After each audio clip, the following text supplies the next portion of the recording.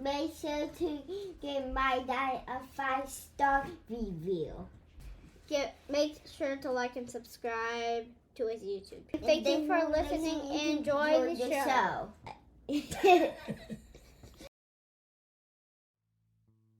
Hey guys, welcome to another Point of View POV. I am the faithful host here, Josh Burtram, and of course I'm joined by my good friend and my liberal friend, my good lib friend, Will. It's good to see you, Will.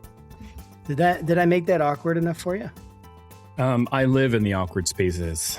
Do you ever remember the phrase awkward is awesome? Do you remember Dare to Share? That probably is like bringing up all sorts of triggering anyone. Like, I don't know. I mean, I thought they were a great organization, but I'm sure there's controversy at some level that I haven't thought about, but they used to have or maybe there's not. I hope there's not. I just know how these things go. But they had awkward is awesome. That's what they would always say.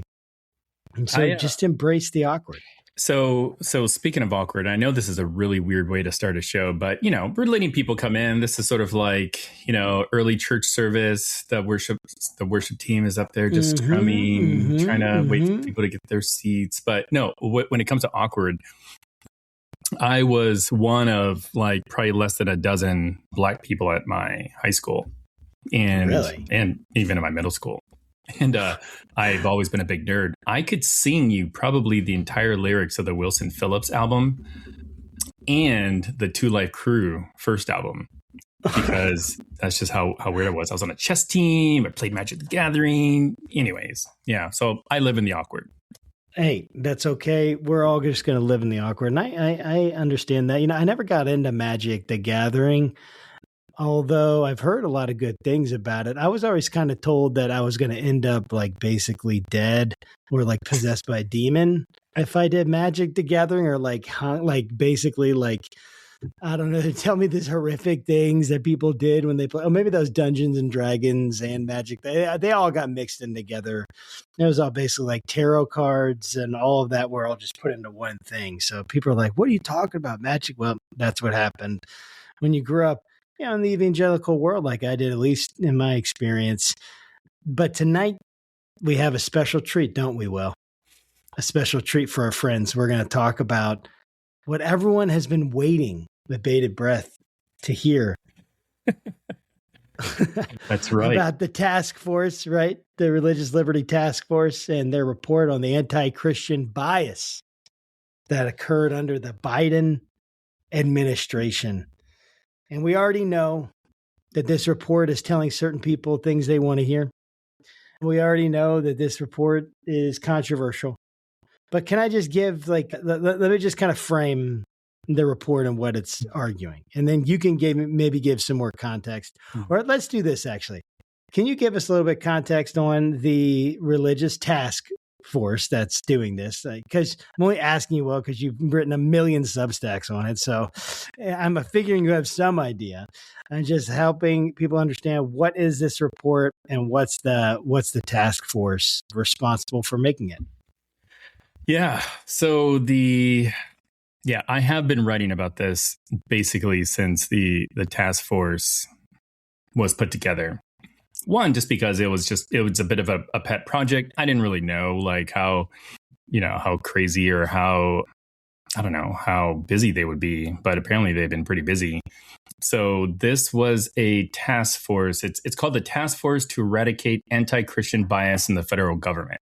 It was put together by an executive order not long after Trump got sworn in, and it's ran out of the DOJ, Department of Justice. Actually, one of their first meetings was at the DOJ. Oh, no, actually, one of their first meetings was at, I think, the Museum of the Bible. I may be getting it confused because right around the same time, there was also another task force.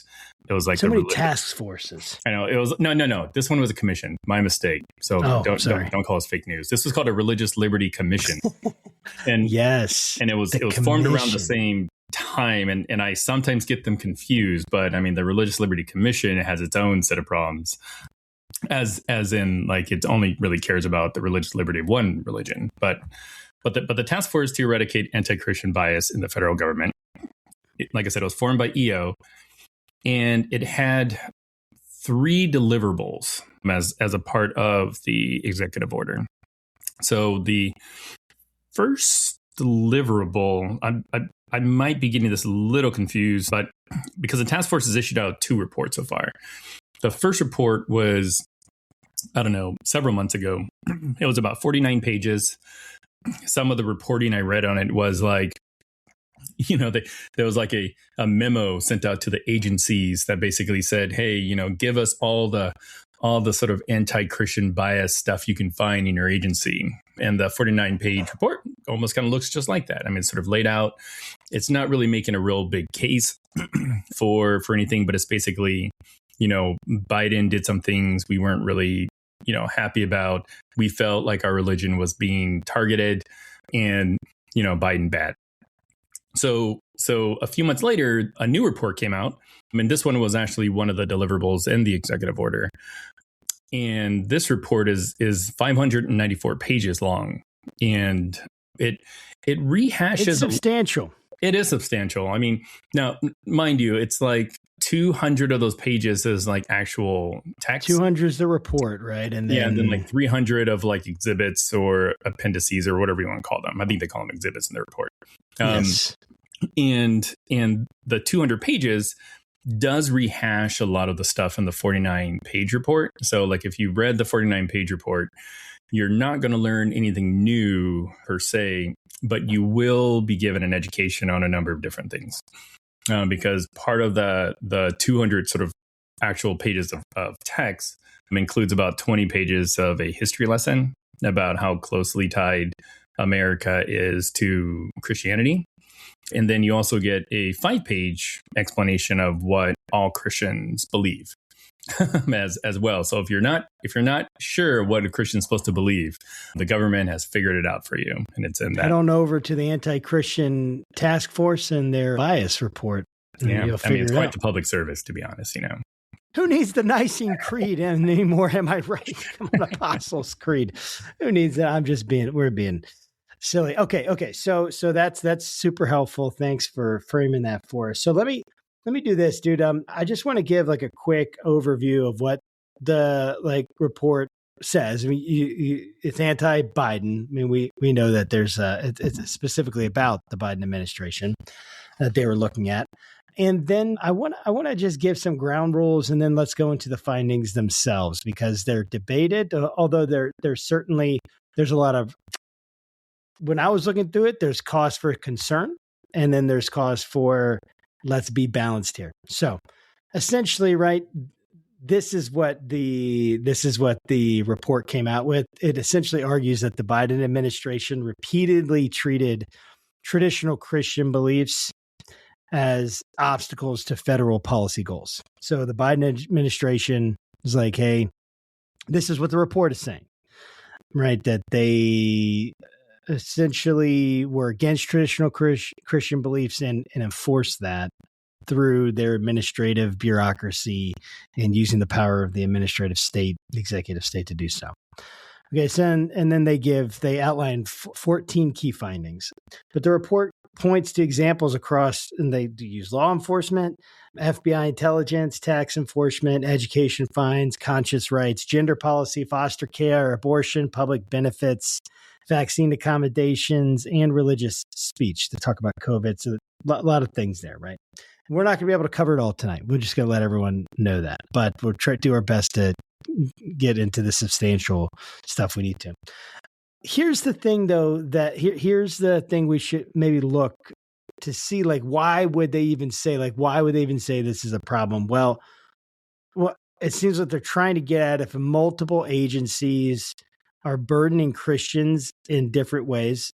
I know that the argument you make is specific kind of Christian, and I agree with what you're saying, but if it burdens Christians in different areas when Christian convictions conflicted with those preferred policies of the administration, then the pattern may, and to some people's like, oh, it absolutely does, but it may indicate anti-Christian bias rather than isolated mistakes. So that's kind of the underlying like principle that you might look for, that might, you say, hey, if we find these kinds of things, they maybe should give us alarm. And I think that is true. If we find things from multiple agencies that are targeting a specific group, and we can prove that, then that should be an indication of some kind of systemic bias that we should look at, right? I think that that's important. Now, before we jump into all this stuff, well, I'll give you a chance, Will, if you want to comment on any of that stuff. I just want to give us a little theological frame, and then we'll jump into the findings. Yeah, no, I don't think so. Go ahead. All right, cool. So here's what's important, I think, for all Christians, no matter where you fall on any number of the cultural issues we have, whether you're MAGA or not, whether you voted for Donald Trump, Kamala Harris, someone else, no matter where you're at in here, truth is not optional for Christians. It should never be optional for Christians. And that means even when truth is really difficult and we don't like it, we don't like what the truth is, it shouldn't be optional for Christians. So I'm just we need to have that commitment. Also, we need to have a commitment to care deeply about religious liberty. And I think I am going to say this, and I think it goes without saying, but in this environment, it doesn't. That religious freedom for all religions, right? This is the idea that I think we've come to in our modern expression of Americanism, is that we are a pluralistic society. And in that sense, we care deeply about the religious liberty of all. Also, we should care deeply about evidence. The reasons people are telling us that something is true, the reasons they're giving us for their claim. So if the government is giving us a claim about something, we should ask for evidence, reasons, data, primary sources. Third, I think we need to kind of refuse just the luxury of just getting angry and being upset. We might be looking for something to be upset about. Persecution is very real. It's real for Christians around the world. It's been real in Christian history. And I just would want to make sure that we don't dilute or somehow minimize or denigrate the idea of what a martyr is and someone who's persecuted is. We wouldn't want to cheapen that definition by calling things persecution that aren't. So I think we should really take anti-Christian bias seriously without becoming like addicted to the idea that we're victims. One last thing I would say, but I'll give you a chance to respond, Will, if there's anything. I got nothing. I always like to hear your thought. So that's cool. So here's the last thing. I think there's a difference between a policy agreement or a policy disagreement, rather, right? Was, hey, the government is taking a position that Christians or Christians under certain interpretation, denomination Christians might oppose. Abortion policy, gender policy, vaccine policy, education policy, right? All this stuff. That could be wrong. Those policies for sure can be wrong. We can debate policy, but it doesn't mean it's persecution automatically. I also think discrimination is different than policy disagreement. And that's when a Christian is treated actually worse than other people in a comparable apples to apples situation. And then I think persecution is when the state or society actually imposes real penalties because of someone's allegiance to Christ or their obedience to conscience, like surveillance, loss of employment, denial of equal access, certainly any kind of violence, things like that. So we are trying to figure out, did the Biden administration punish Christians? And we're going to jump into the claims. What do you think? Well, you ready for this, dude? Well, yeah, the Biden administration probably did target Christians because Christians are the largest believers in the country. Target Christians intentionally as an act because they're Christians, as Christians. Target Christians. Yeah. Obviously, I've got my own views. I don't think he did, but I'll let the conversation sort of Yeah, no worries. So here's the first thing, the FACE Act prosecutions. Okay, so here's the key finding, right? We got this report, and here's what it says. The Biden DOJ aggressively persecuted prosecuted, Freudian slip there, prosecuted nonviolent pro-life Christian demonstrators under the FACE Act while responding less aggressively to violent acts against pregnancy resource centers. So basically, it points to prosecutions of pro-life activists Mark Houck, harsh sentencing requests, aggressive arrest tactics like showing up and arresting people at gunpoint, and alleged disparities, can't speak today, between pro-life and pro-abortion act defendants. So essentially, they said that the Biden DOJ prosecutors sought an average of 26.8 months for pro-life defendants versus 12.3 months for pro-abortion defendants. And if federal law was applied more harshly to Christian pro-life actors than to similarly situated people in a apples-to-apples comparison, pro-abortion actors, then that definitely, I think, could show some discrimination or selective enforcement. So what did you find about that, Will, as you're doing your research? Is this a legitimate act of what's the deal with these sentences? Is this something that's going on? What did you find? Well, I don't think it's fair to say that you can compare apples to apples personally in this particular situation. Ooh, do tell. Because number one, I mean, the FACE Act does act, it's an act signed by President Clinton, and it applies to basically two different locations, like a church and a clinic. So the FACE Act just stands for Freedom of Access to Clinic Entrances. And, it has been sort of like it was originally created here, because I wrote about it, I think in my very first or second one. It was created as a response to the threats against abortion clinics. So in the 90s, if you recall, there's a lot of violence. There was an abortion provider, Dr. David Gunn, who was murdered.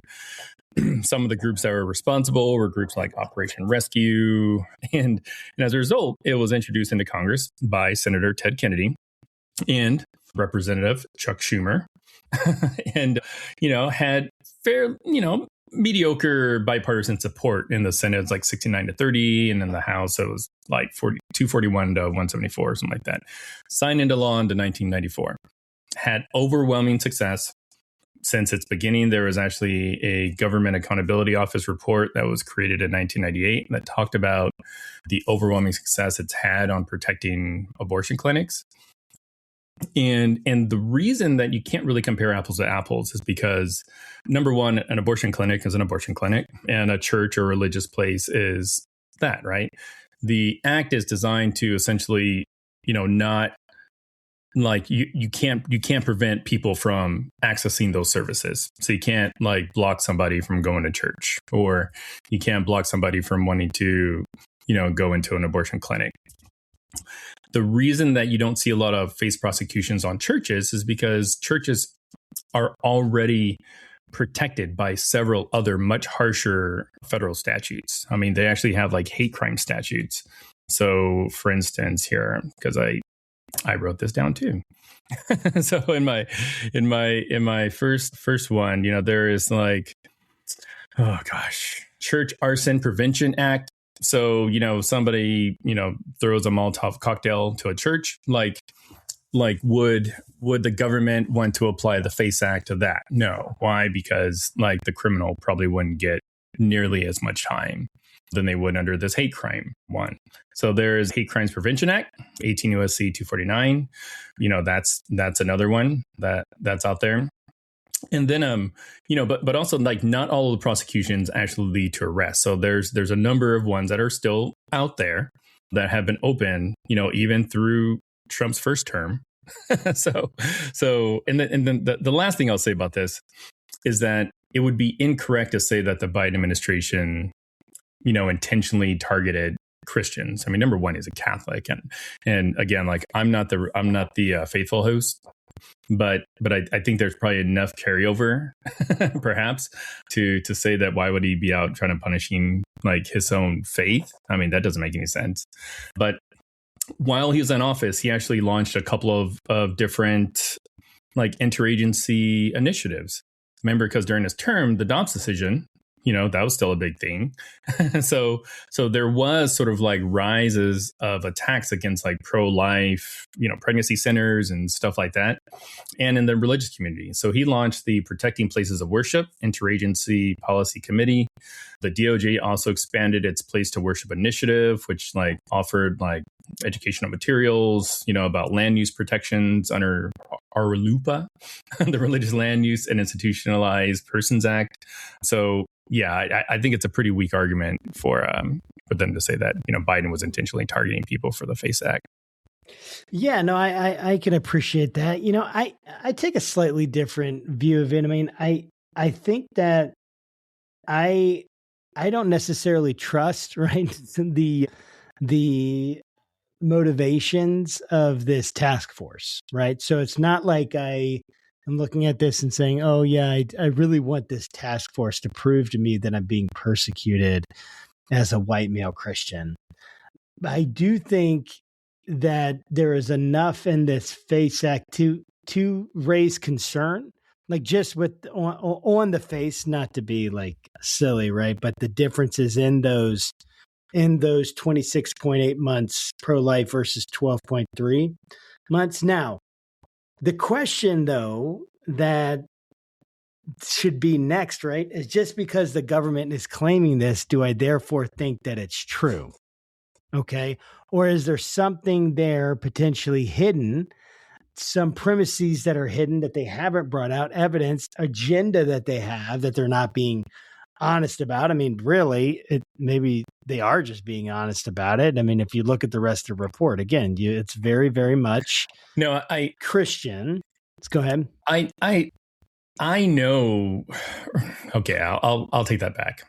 I'm fairly certain that I know why the report is that way. Number one, in the very first Substack in the series of Wait, Were They Press ones, I talked a little bit about like the persecution complex. So survey after survey, if you are a white Christian, you feel like the most persecuted. Yeah, you do. Like more so than like Muslims, more so than blacks. And it's like, okay, I get it. So it's like when we are trying to talk about something that could potentially like affect, your existence. That's a bad way to say it, but it's just like, as the white population decreases because there are more like people that are like multi-ethnic, like there is sort of this sense of like, hey, we're going to lose something, right? Regardless of that, if you were to look at any sort of PRI survey and look at the things that Christians really care about and the things that they really hate, like all of that just comes through the report. I mean, it's like, take the report, throw it in ChatGPT, ask it like, what's the top 5 things the report cares about? It'll say like, LGBTQ, trans, blah, blah, blah, blah. And then you look up a PRI survey and be like, oh, it kind of matches. It's like, yeah, these are their top items. So anyways, go ahead.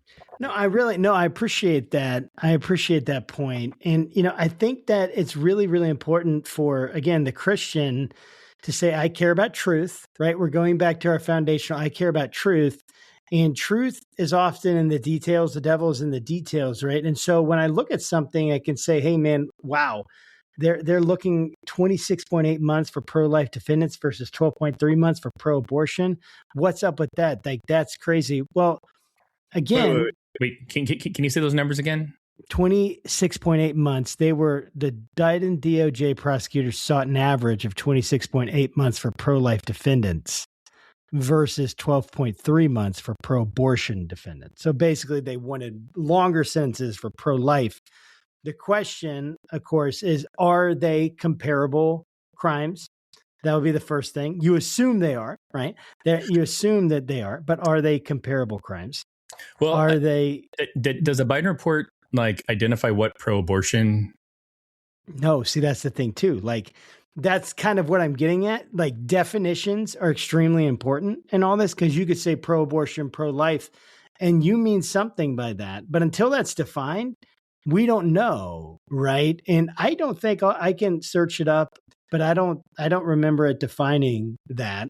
Also, we don't know about different, like, I know sentences, like something done in the evening, oftentimes they can't give the same max sentence. They can't, there are so many different like disparities that could potentially be there, right? They might not be comparable if suspects, they were unknown. Evidence could have been weaker in certain cases. There's all sorts of things that happen, the complication in the system. And again, start to unravel and ask, what would it take? How do we know that the contributing factor that gave them longer sentences that actually caused the DOJ rather to push for longer sentences? How do we know that that actually is anti-Christian bias as opposed to something else, as opposed to maybe even if it was ideological? Again, you've made the point that Christians have different ideologies, so maybe anti-conservative Christian bias. How do we know that that's what was driving it, as opposed to any number of contributing factors that might create that? Again, you could say, well, trust the government. Well, I don't really want to trust the government. I actually want to dig in, and I'm trying to ask the kinds of questions people would want to ask to get to the truth. Because if there is an issue, the disparity is significant. It raises a question, but it doesn't prove bias unless there's an actual apples to apples comparison. And what you've just said is you've made a case that there isn't an apples to apples comparison, which then will make someone, hey, let's go check this out to see if we can find. Does that make sense? Yeah, you know what I'm saying? It does a little bit. I would probably, I would characterize the report more like a collection of grievances that forces you to ask if whether or not Christians are being persecuted. And I think the report does that job well, like, because like it's going to, like, I've already looked at some articles from, Family Research Council and Fox News, and it's just like mass anti-Christian, whatever. So it's like it's almost like the details aren't even that important. I mean, like anybody that spent 30 minutes just like fact checking one of the claims would be like, why is it like, why is the fact that, transgender day of visibility that happened to fall on Easter, like evidence of mass discrimination, against Christians? Because there's an assumption that it is, right? Mm-hmm. And that's kind of what I'm getting at. Like, you have to get to the assumption, the actual place of the controversy, the place that, because so many people leave out premises, they leave out inferences and assumptions that they're making. And then they're proving it. Hey, look, it's absolutely, can't you see that it's anti-Christian bias? Look, it's clear they're giving more to pro-life, or, more or longer sentences to pro-life than to pro-abortion. Okay. That is appealing to someone's elephant. It's appealing to the thing that people already believe. They already believe. Now, I'm not saying it's not worth investigating. I think it is. Although, go ahead. No, you're good. The fact that it appeals to the elephant, and for those that aren't, Jonathan Haidt fanatics like we are, so it's sort of this metaphor of like the elephant of the writer. The elephant is all about intuition. The writer is all about reasoning. Jonathan Haidt's sort of work talks about how our intuition comes before our reasonings. Basically, like the way we kind of, our gut feeling is what drives the day. Yes. And our writer, the reasoning part kind of just helps prove us right, like our cognitive biases. So like when you read a report like this, it's almost like explicitly written to exercise your elephant. And yes. when I do agree with that. When your intuition in your elephant is activated, like the threshold by which you use to fact check things goes down. Absolutely. So, your skeptical dial gets turned down. Mm-hmm. Oh yeah. Right? So if you read the report, like from the viewpoint of, can I believe this report? Like your you probably won't even, think twice about fact checking it. If you read the report from the viewpoint that I did, like do I have to believe this report? then you read it with the level of skepticism and you fact check stuff. Turn up the skeptical dial, especially when you're going to read something that you're going to agree with. Mm-hmm. Totally. Right? Because that, your biases are going to be going. So you probably should even turn down the skeptical dial a little bit and suspend belief a little bit when it's someone you don't agree with, so you can enter into their worldview a little bit and understand it and gain some empathy, gain some understanding. I think this is so crucial when it comes to a report. Yeah, but this is not just about a report, because it's about people in our lives, because they're going to talk about the report and they're going to, well, didn't you see the report that came out? And that's fine. We want to be, again, always looking for truth, critical thinkers, looking for evidence and facts. So let's move on. You ready to move on to FBI scrutinizes traditional Catholics? Sure. Yay! Our next fun topic is the FBI scrutiny of traditional Catholics. So the claim in the report is the Biden FBI investigated, monitored, tracked, and scrutinized traditional Catholics who had engaged in no criminal misconduct. So basically, the report relies on the Richmond FBI memo that was concerning radical traditionalist Catholics called rad trad or trad rad or something like that. Catholics. I thought that's cool. Rad trad. And its use of extremist risk language, references to SBLC style categories, allegations that the Catholic parishes or clergy were treated as potential intelligence sources.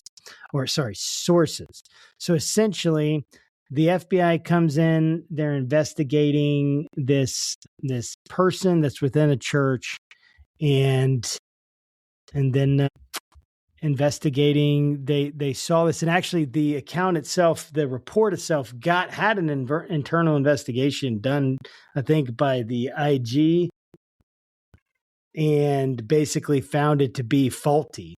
So we did see that, I believe, in an investigation of it. But what do you think about this? Essentially, it was about the weaponization of the Johnson Amendment. So what do you think about this Biden IRS investigated? Oh, sorry, I looked at the wrong thing. What do you think about this Richmond, FBI memo and all this stuff with the rad trad Catholics?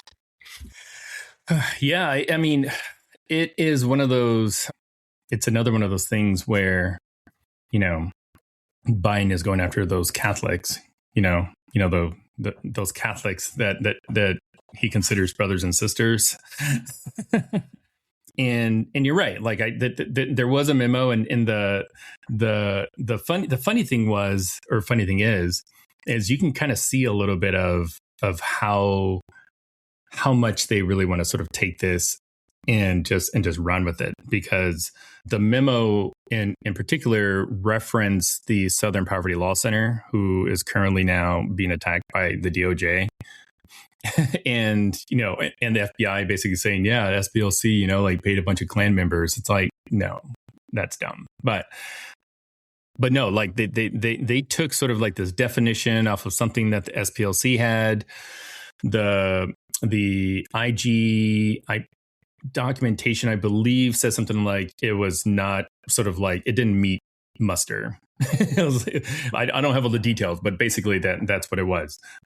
There was a formal letter of apology, and there was no charges or anything. I mean, nobody went to jail. It was more of a right. There was a letter that kind of made my feelings hurt. But here's the kicker: the FBI director was appointed by Trump, Christopher Wray. That is the freaking kicker. So thanks, Trump, not Biden. That's kind of the point. So yeah, I mean, this is an interesting one, right? Because I actually got introduced to the rad trad Catholic kind of idea of we only go to Latin services. We want to get rid of all the, all the mass and the common language. And it was really very, very conservative. The masses have been corrupted and they need to get back to kind of the pure original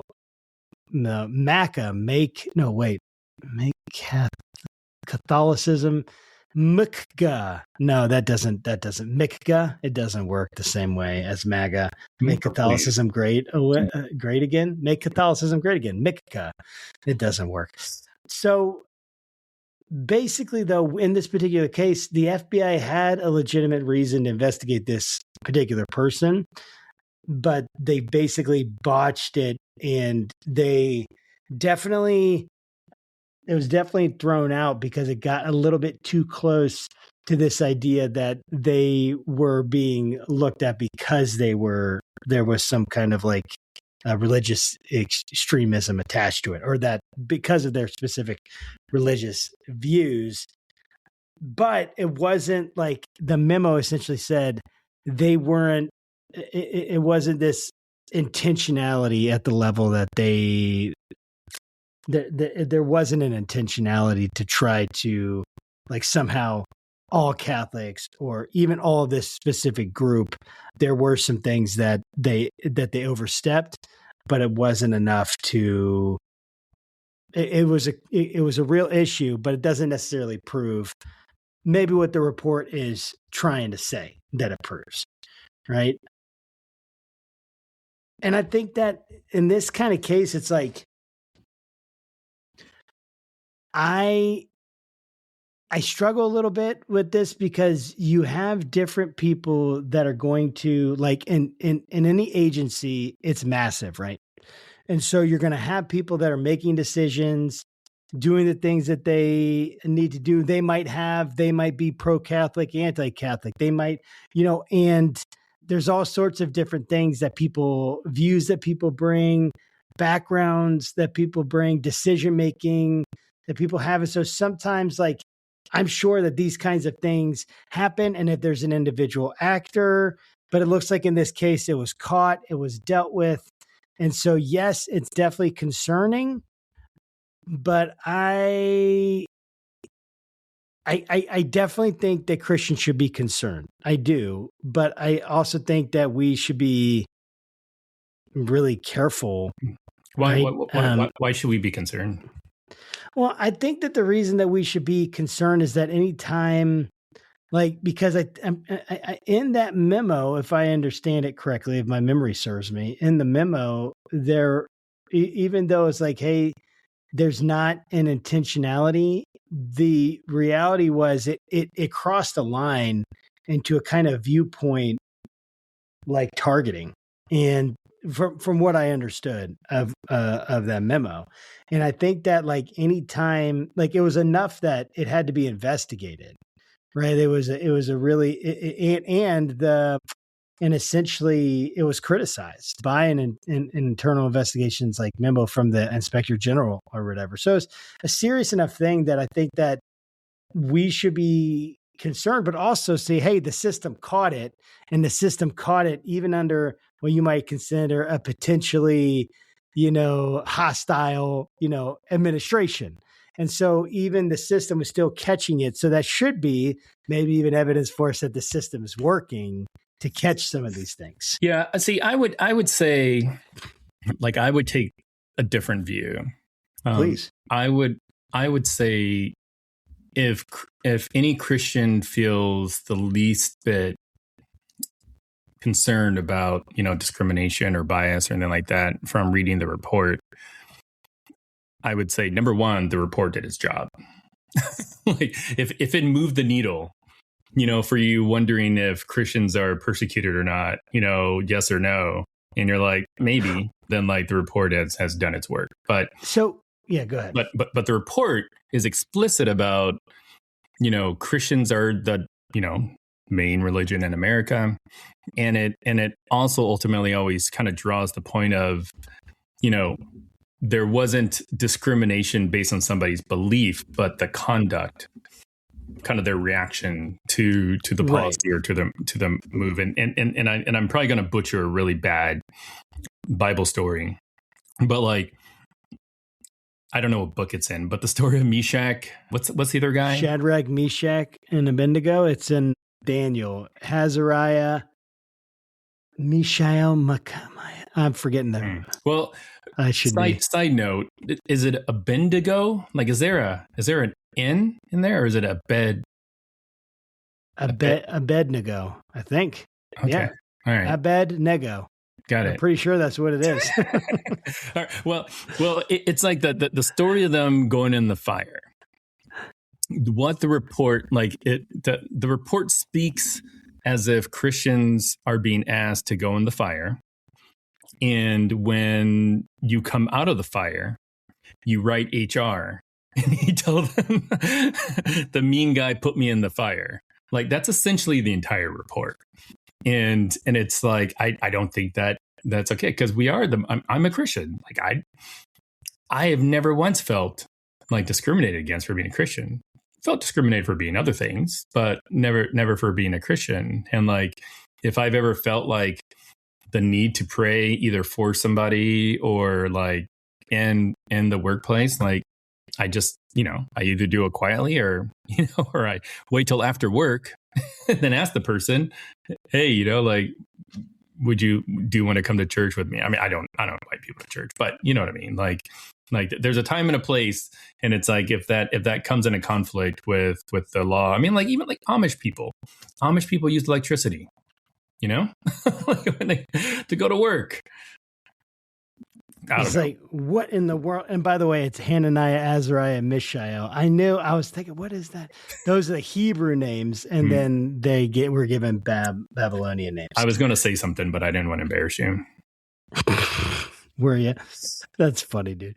Well, no, I said thanks, babe, because my wife is the one that corrected me in the chat. I love it. No, I think, dude, like, so when I say concerned, I mean that we should be concerned because we should be concerned if that happens to any faith. That's what I mean. Like, should we be concerned about this specific instance? Yes, it's concerning. Should we then take that and extrapolate that into Christians are being systematically persecuted in America? No.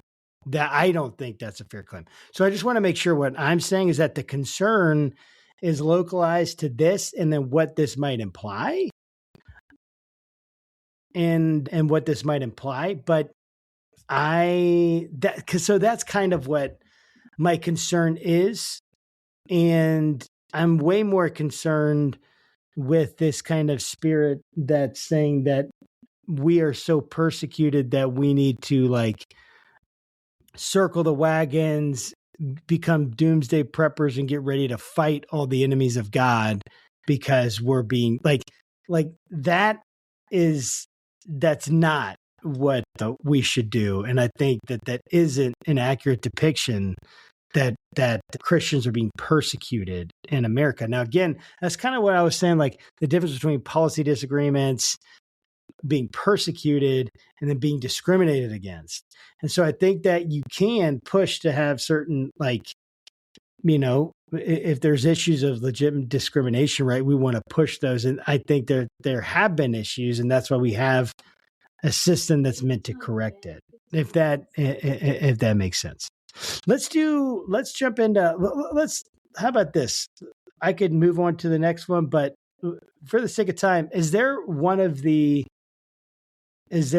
particular of these key findings that you want to highlight, from the report, that you feel like, if not, I'll jump into the next one, and that'll just basically be the last one that we do? No, go for ahead. For the sake of time. Mm-hmm. Okay. So the next one is essentially about the IRS, the scrutiny of churches and nonprofits. So the IRS treated certain forms, the report says the IRS treated certain forms of Christian teaching and civic engagement as functionally partisan because those teachings overlapped with Republican policy positions. They talked about the Christians Engaged case. Christians Engaged is a Texas-based Christian nonprofit that encourages believers to pray, vote, and engage in civic life.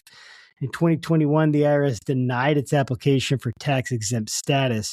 According to First Liberty, the IRS denial said that the group educated believers on national issues that are central to their belief in the Bible, as the inerrant word of God, including issues such as the sanctity of life, marriage, biblical justice, free speech, borders and immigration, and U.S.-Israel relations. The IRS said those issues were typically affiliated with the Republican Party and candidates. And then Christian Engaged Own History page quotes the IRS as saying Bible teachings are typically affiliated with the Republican Party. So essentially, they denied them from having the 501c3 status, but then the IRS later reversed it and granted it because of public pressure and a legal appeal. So basically, we have this instance of the IRS under the Biden administration saying that these Bible teachings are affiliated with the Republican Party and candidates, therefore they aren't given status when they were about, again, sanctity of life, marriage, biblical justice, free speech, borders and immigration, and U.S.-Israel relations. So it's an interesting tension here, right? Because you have these like policy positions that are then religious positions. And then someone is saying, hey, these are important to me. And I'm encouraging people to vote because these are important issues, but then they don't get their 501c3 because they're told that that's more like you're actually endorsing one specific party over another, which you're not supposed to be able to do. It's about the Johnson Amendment, essentially, within this. And so... Wait, so the Johnson Amendment is essentially the pastor speaking... Yeah, speaking, but they essentially, I think they use this as an example of the Johnson Amendment. Yeah, like it was being weaponized, essentially. Because it was used to deny this Texas-based Christian nonprofit, Christians Engaged, to deny their 501c3 status. And it was reversed, right? I definitely understand why people would be concerned about like that kind of viewpoint. You could get a viewpoint discrimination there and why people would be concerned about that. Public pressure did, and then a legal action did get it reversed. So again, this is another instance where it shows it's almost like the report gave it, but then our systems caught it and reversed it, right? So again, it's almost like more even evidence, like if it was given and then no system caught it and then they covered it up and they're like, let's keep this going and we're going to keep denying this and we're going to find other reasons. And again, it's like, part of this stuff is like how much of it was I'm an IRS agent and I don't like Christians and I got assigned to this, but maybe it was another IRS agent that liked Christians and it would have gotten, you know what I mean? It would have gone through, or like conservative Christians, like let me be more, right? And it would have gone through. So maybe it's something like that. Again, does this prove systemic? The question we're asking is not were these instances of potential discrimination or bias. Okay, well, there's bias in every system, and the idea that there isn't bias in this current administration is so laughable. It's almost a joke. But so obviously, right, you're going to have bias in every situation. The question is, do the institutional constraints and the institutional tools and apparatus that's in there, will they catch it? Kind of like your immune system catches the disease, they catch it and do they correct it? And in several cases, it seemed like they did catch it and correct it. I know that's not there's 14 or like, I don't know how many, 11 more findings that we didn't get to because this is a massive report. Yeah, in one of the cases, and I don't know if it's the one that you were just talking about, but it dealt with something similar where there was like a kind of viewpoint discrimination issue. Again, when you sort of peel back the onion, it was like these staff, workers were trying to create a way to gain efficiency in separating these applications, so they came up with these sort of key terms for both left and right. I don't think the part mentions the left part, but And then, that's the thing that came out. They got disciplined. It was like something, I mean, anybody that's ever worked at a company knows there's an employee that's going to do something stupid, right? So, but this is actually this is indicative of a much larger pattern, in my opinion. My last Substack, I included something in there that's been a theme. So, and I hate that I'm pushing my Substack so much, but I guess what better place to do it, right? Where else would you do it? So you got to do it, bro.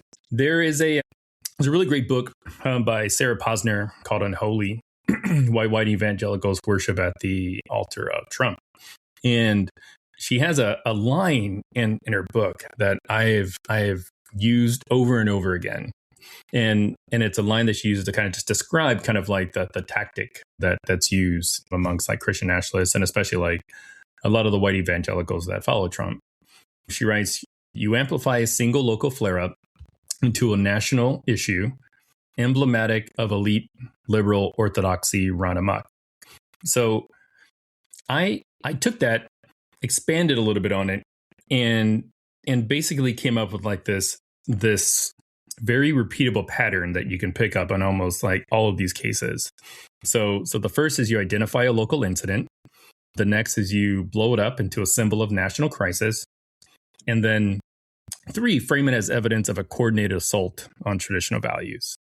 So you can take that same sort of pattern and apply it to, the cake shop baker, to the Kennedy v. Burtram, to the marriage license clerk lady, and it's over and over again. And I'm going to give you just one, because I included him in my Substack. So identify a local incident, and what I did is I took actual text from the document and then applied it. So identify a local incident. So in the report it says, and in 2023, this is a quote, in 2023, a Catholic hospital in Oklahoma was told to extinguish the flame of a religious candle or risk losing its participation in Medicare and Medicaid, including children's health insurance program funding. Just quote unquote, because my day job, I'm a safety guy. That's a fire issue. So that's why. So that's identify a local incident. That's the local incident. The next, blow it up into a symbol of national crisis. So in the report, key finding 14, the Biden administration regulated and suppressed religious speech that it did not like and curtailed Christians' ability to jointly worship and study the Bible. So this is all in the same section. So then the last is frame it as evidence of a coordinated assault on traditional values. So this is a quote from the report, same section. The Biden administration engaged in anti-Christian bias, seeking to limit Christians' ability to act in concert with their sincerely held beliefs in their homes, in the workplace, and in the public square. So it's like you could take just about every single one of these stories, in the report and kind of apply that and be like, yeah, like it's just a small little thing that they amplified. Now, the last thing I'll say about this, and I know we gotta move on, but there are a few cases that I think do warrant a little closer scrutiny. I think the vaccine thing deserves a little bit closer look. There were like thousands of cases of like denials. And like 50 a day or something like that. Or something. Yeah, I think that deserves to be looked at a little bit more. Whether or not they were all Christians is yet to be determined. I couldn't find that information when I was digging into it, right. Because it's like I don't think they disclose that. so that for sure. I even said in the last Substack, on part 7 of it, I'm at 8 parts now, but the use of force. In one of the cases that was presented in the 49-page report, Paul Vaughn, who's actually even testified in front of the committee, he talked about, hey, agents showed up at his house. He was like getting ready to take his kids to school. They're all armed and so on and so forth. And it's like, yeah, that sucks. Like, I feel that. We can argue, the reason that, they even had to show up there in the first place. All of those I think are good questions, but I think that excessive use of force is a bipartisan initiative that we all can probably get on board with. So I think that with the report, if if a small minority, or maybe large majority, of a bigger majority can, or can claim that they have disproportionate discrimination levied against them from the federal government. And in the report, they say, hey, if you don't protect the biggest religion in the world or in the country, what hope do you little religions have? I'm paraphrasing, but that's essentially, I think, like one of the last sentences, which is a crazy statement, right? Like, we have to protect the big guys in order to protect the little guys. Like, that doesn't seem like a very Christian like philosophy. Maybe I'm wrong, like I'm the political host, not the faithful host. No, I think you're probably on there. And there was one that we didn't really get into, but the idea but I think it's an important, the whole Liberty paying $14 million in fines, while Michigan State paid $4.5 million after Nassar, and then the comparison with Penn State. Yeah, it's a quantity issue. The students at Liberty brought the suit because there was like a reporting thing, and then also due to just cost adjustments. Like, there's cost adjustments. Yes. And the clarifying, so you can look at this, right, and say, well, how in the world can you give? Now, again, that doesn't mean that Liberty should get a $14 million fine, which again, they reassessed. I think they settled less, right? But that Michigan State should pay $4.5 million because Liberty, what they did was so much worse than Michigan State, which you might think, well, of course, that's what it means. That seems like that's what it's saying, right? If you had to pay $14 million, it's a much bigger, almost triple the fine of a devastating, right? With Larry Nassar, over 300 victims, unbelievable sexual abuse is just horrifying. And then Liberty. So what's going on when you get into the details, though, this Clary Act, it's an act that they were both charged under. It's not about moral, like the moral severity of something, but on the basic reporting, disclosure that the university gives, compliance failures, warnings that they receive. So there's like several other things that go into it. And so essentially, because of the amount of violations and then changes, it could be different. Now, again, it's definitely something that's curious to me, but again, that just might be my bias that's right there. Like, hey, that needs to be investigated. And there's a report that essentially like 70% of these violations were targeted 10% of the schools, and they were religious. But this wasn't from a government report; it was from some other organization. So it was a little bit more, if they're going to criticize the Southern Law Poverty Center, right? Southern Poverty Law Center. Southern Poverty Law Center. If they're going to SPLC, they're going to criticize them, then they're going to go use like another organization. So like, again, are we applying the same standards? And these are all the questions we need to ask. So for the Christians coming to this report, the question is not, hey, do we need to come here and we all need to run to the hills? We're all going to be collected and, persecuted today. No, I don't think that's the case. And obviously under this administration, those who are in conservative Christianity have not very much to worry about. It doesn't seem to me at the moment. But the bigger question, though, is like, we want to have a place of religious liberty where truth is the most important thing, and where we're not just given a report and it basically just takes us where it wants us to go. And we just believe the findings. No, we apply more skepticism to the things we believe in, suspension of beliefs to things that we're already hostile to give us more empathy.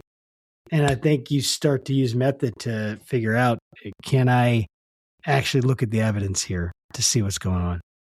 But I think it's good. I think we need to keep looking at this and asking the right questions. Anything else you want to say about that report, Will? Nope. Nope, I don't want to look at that report again. Although there is going to be one more report that will come out in a year. That's sort of the last final thing of the executive order. There you go. And then I'm sure we'll talk about that one when it comes out. That's assuming free speech is still a thing then. Let's hope. Let's just assume it will be. So let's talk about, just for a couple of minutes here, what we got coming up in the summer, the Church and State 250. So, Will, can you kind of walk us through what's happening on that July? It's starting in July for the Church and State 250, our big project. Yeah. So Church and State 250 Plus is a project by Faithful Politics, and we are going to be looking at over 250 plus years of religion in America. And we are going to be doing that with a all-star cast. If you watch our show, you probably can already guess who we're going to have on. And yeah, we're going to start with the Doctrine of Discovery. We're going to have Mark Charles come on and talk to us about that. And then Dan Hawk is going to come on and talk to us about Manifest Destiny. We'll have Matthew Sutton, who just wrote a really great book, Chosen Land. He is going to sort of, set the vision for the rest of the time period.